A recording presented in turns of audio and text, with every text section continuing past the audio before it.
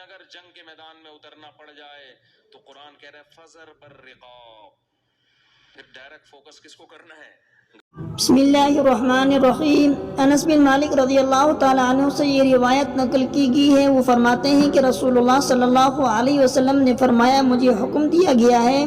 کہ میں لوگوں کے ساتھ جنگ کروں یہاں تک کہ وہ لا الہ الا اللہ کہیں، بس جب وہ اس کا اقرار کر لیں اور ہماری طرح نماز پڑھنے لگیں اور ہمارے قبلے کی طرف نماز میں منہ کریں اور ہمارے ذبیحہ کو کھانے لگیں تو ان کا خون اور ان کے اموال ہم پر حرام ہو گئے، مگر کسی کے حق کے بدلے اور باطن میں ان کا حساب اللہ پر رہے گا۔ میمون بن سیاح نے انس بن مالک رضی اللہ تعالیٰ عنہ سے پوچھا کہ اے ابو حمزہ،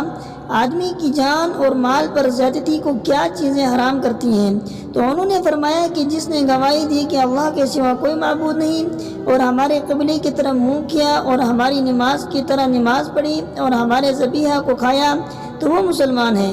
پھر اس کے وہی حقوق ہیں جو عام مسلمانوں کے ہیں اور اس کی وہی ذمہ داری ہے جو عام مسلمانوں پر ہے۔